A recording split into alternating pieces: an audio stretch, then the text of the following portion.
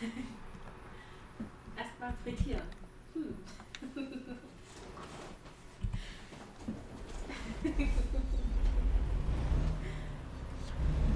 What's up, ladies and gents, and welcome back to whoops, Trucking and Stories, episode number,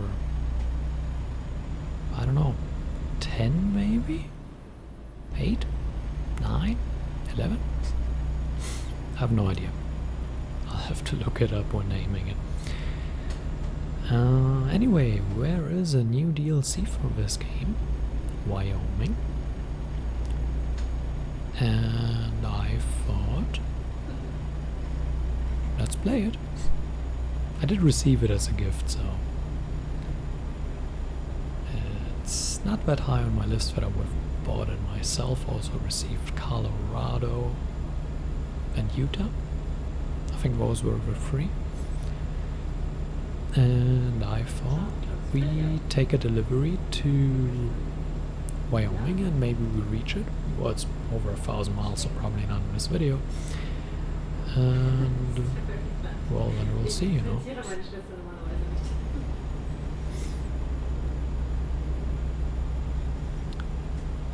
And unfortunately I have very few topics because I've not prepared for this, but hey, there was DLC and I thought, hey, let's play it. And so let's talk about upcoming games. Forza Horizon 5 is coming up. I will record that. How often and to which extent, I don't know yet. I will probably cover bits of the story, if not all of it. If my PC holds until then, that is. And obviously it's crashing regularly still. I don't know if I mentioned that already. And it did crash during my first attempt of this recording, so who knows whether you actually get to see this at any time. And another game coming up, Age of Empires 4, and I probably want to record that as well. So that's kind of the two big ones. There's Battlefield 2042, but that probably has to wait. I can't afford 3 games in a month. There is new Call of Duty coming, which doesn't really interest me, but it's kind of on the map. Last one I played was World War II, so you know. Outside of that,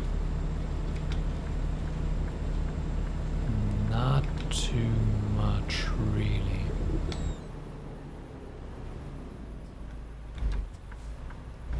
Haven't I been here already?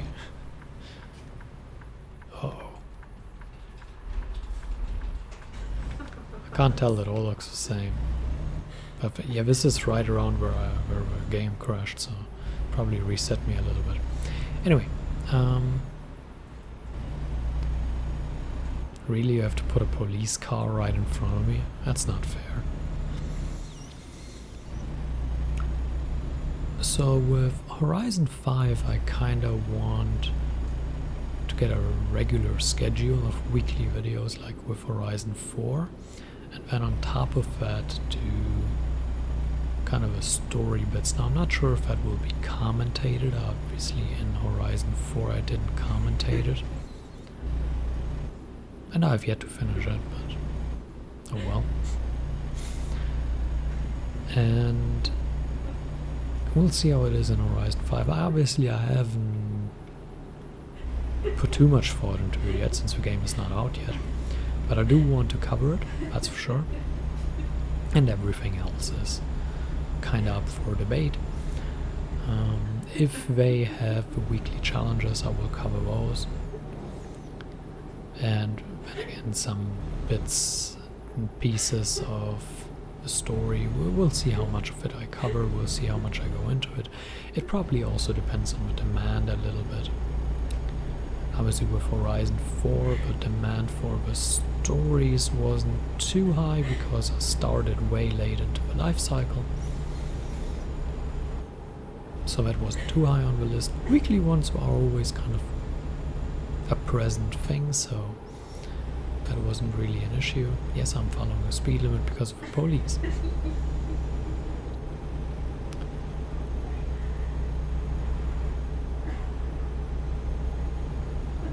hear idiots outside being loud and obnoxious.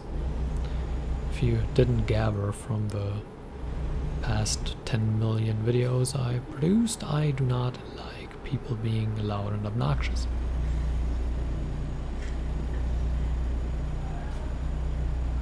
Should close the window, but I'm recording so I won't. Anyway, that's kind of a plan for Horizon 5. With AoE 4 I'm not entirely sure. Probably also depends on the reception and how well I like the game.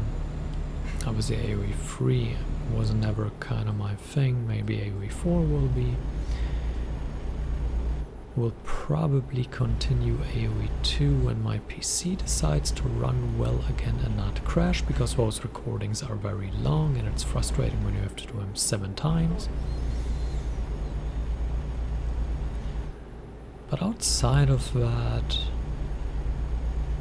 yeah, I don't think there's much new on the horizon. Obviously a lot of old series that need wrapping up, like Spyro. Want to continue Plague Tale, but the same problem there with butchered recordings, and when you kind of have to go back, and because the recording is trash when the PC crashes because it's not saved, but the autosave of the game obviously means you would start at a different point, so you have to kind of start the chapter anew, and it's just, I find it funny they put up don't drive drunk signs there.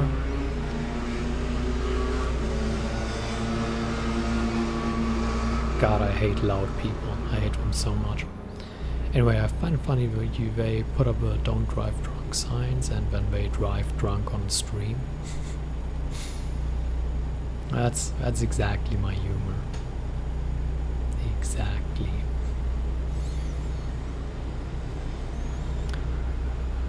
Right, so yeah, those are pretty much my game plans.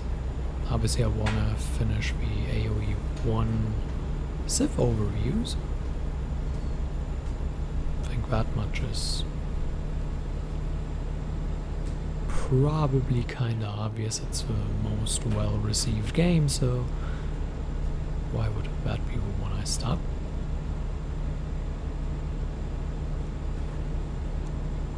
I have just had my food stolen, which is not too bad.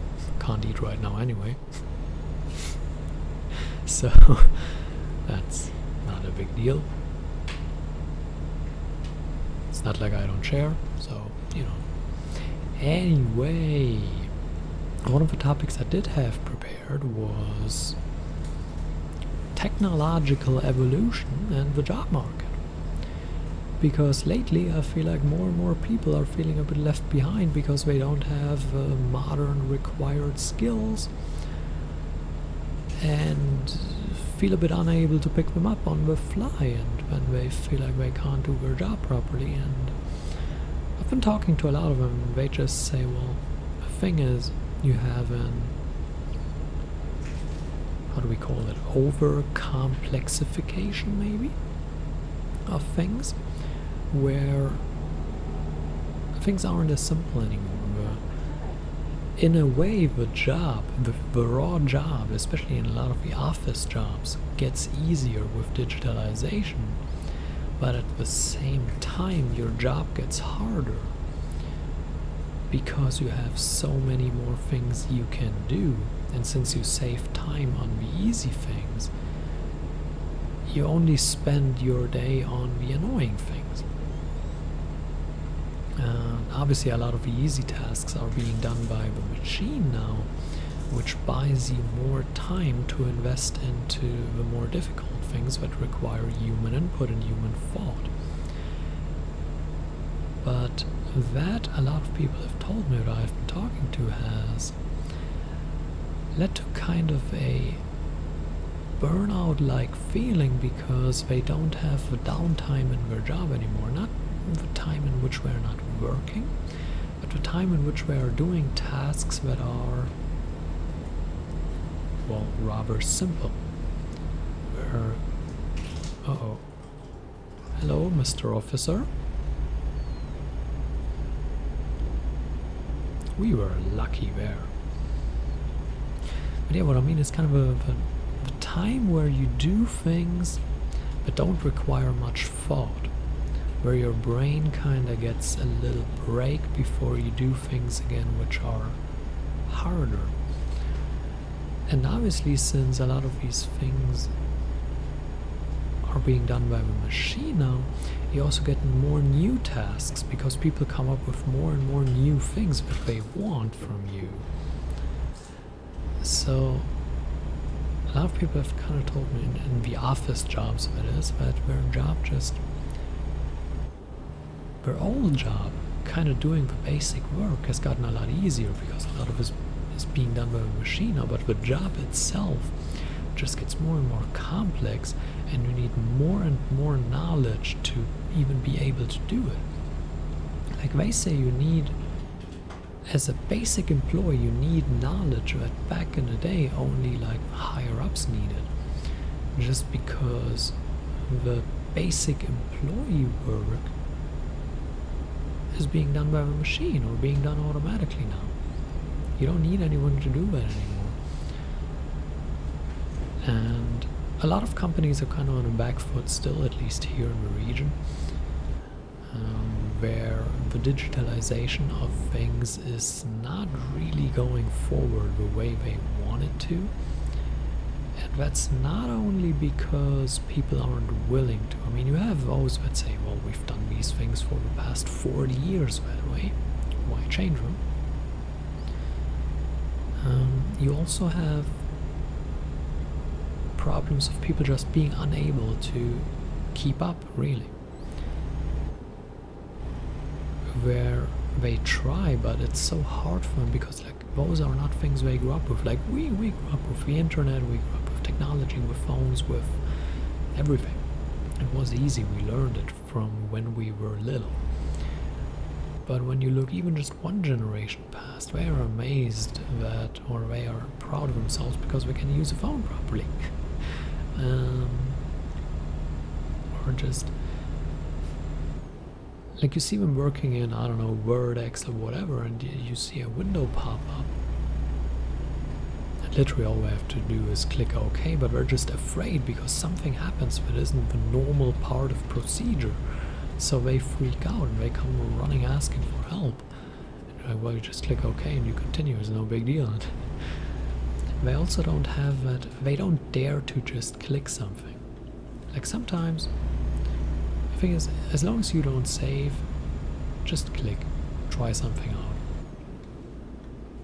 If you're not completely messing things up, you usually don't break anything. This is kind of getting slow and I don't want to bump into the police car if possible. Or the car next to me.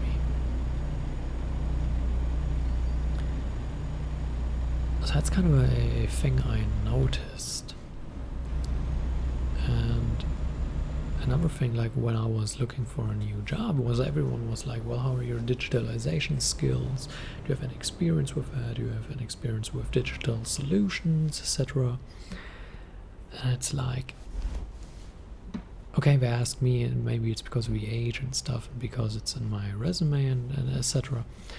But I've talked to some of my older colleagues, and they're like, well, we applied 1 or 2 years ago, and you're being asked these things, and no, they don't. We're glad they can sort of work with the things they have, but everything that goes beyond that is ridiculously difficult. And then obviously you have the people that say, well, we have worked with this for 40 years, why change anything? And the thing I want to ask those people is, why do you have a new car? Why do you have a new phone? Why do you have all these new technological advancements in your private life, but when you get them in your job, it's bad and you don't want it? Why is that? I mean, one thing is about comfort zone, but the thing is getting in a more comfortable zone, so to speak, by having an easier to use program is kind of interesting. interesting. Another thing I witnessed was the employer being against it. And that's rare because most companies I have been in contact with say, well, digitalization is important, etc., etc. But they were like, well, the program for the digitalization progress costs a lot of money. I rather pay a person to do it. Which is a noble cause, but I don't know. It's rare to see that attitude, so to speak. So certainly not something you hear every day. Nothing one of the rarer things. But also with laws on more eco-friendly solutions, it's probably not ideal to, well, basically print all day when you can have digital solutions. And they print everything. Everything is printed. So that's probably not ideal.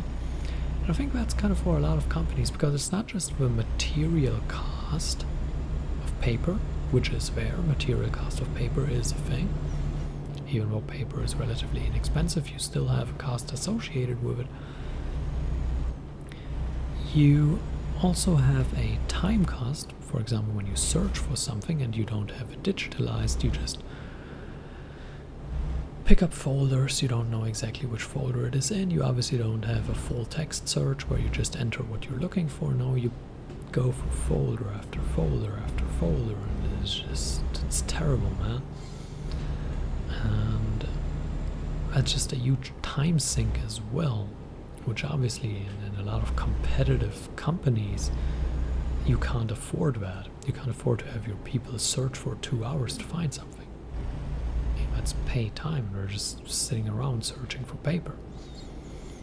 And then you have obviously the spatial cost, or the space that paper needs, because obviously paper needs to be archived.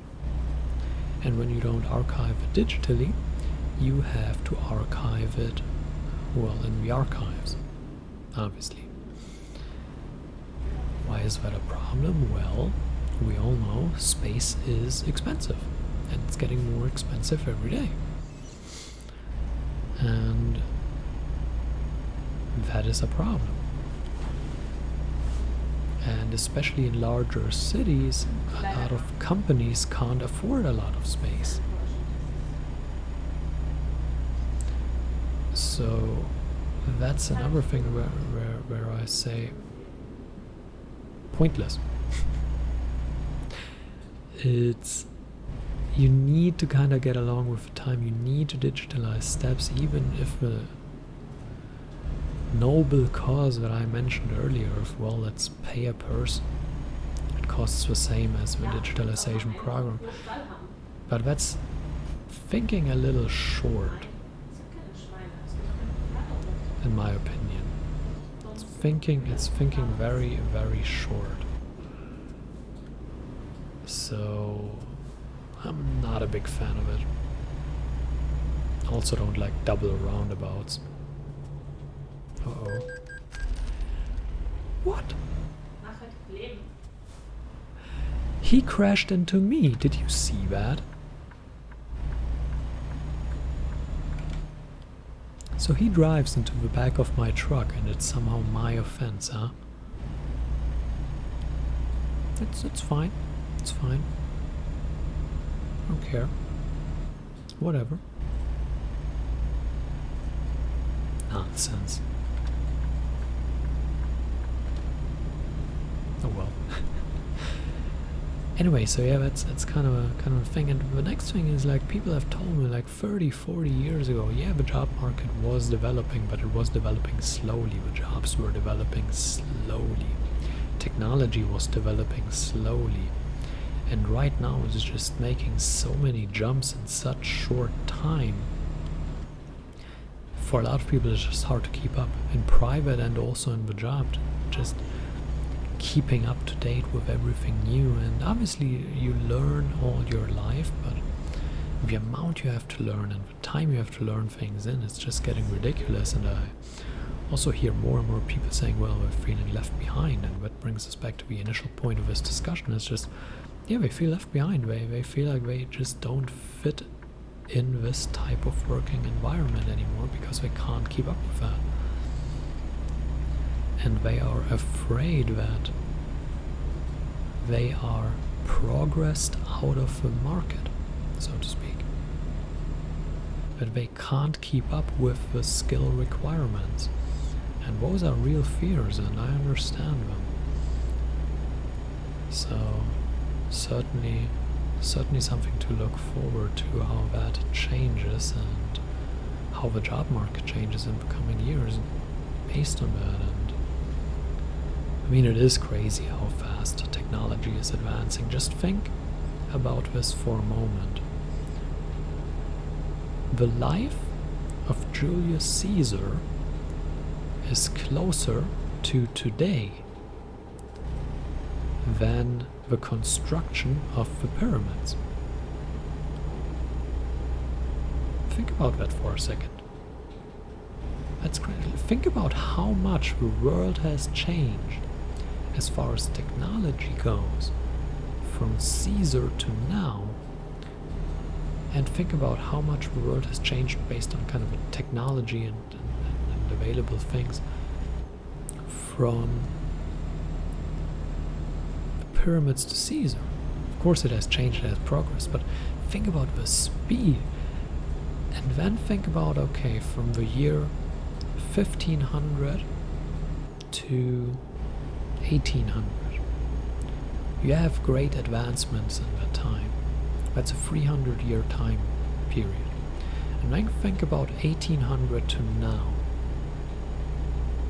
That's not quite 300 years, obviously. That's more like 200 years, but obviously 221. But think about the progress in that time period. It's just accelerating. Progress is accelerating. The curve is going up exponentially, and it's crazy. And I think it's going to cause a lot more people feeling left behind because they just can't keep up with how fast the world is progressing.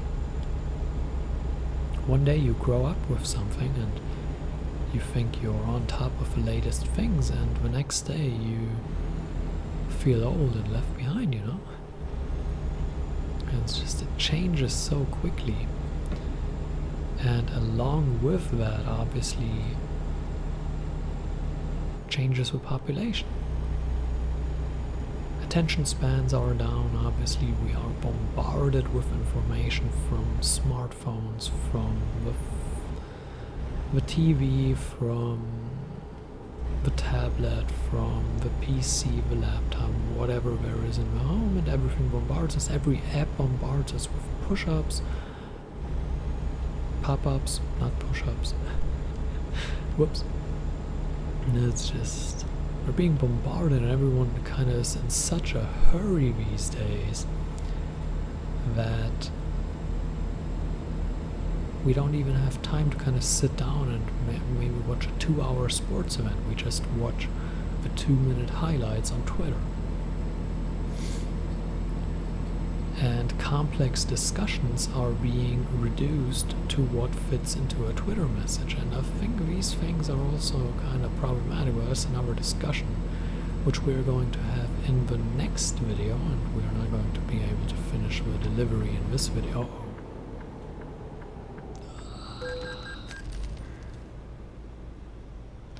This has gone wrong.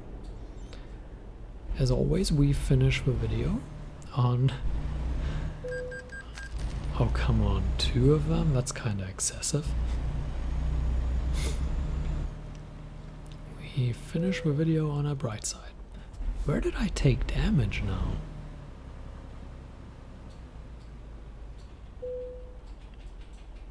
That was a great ending.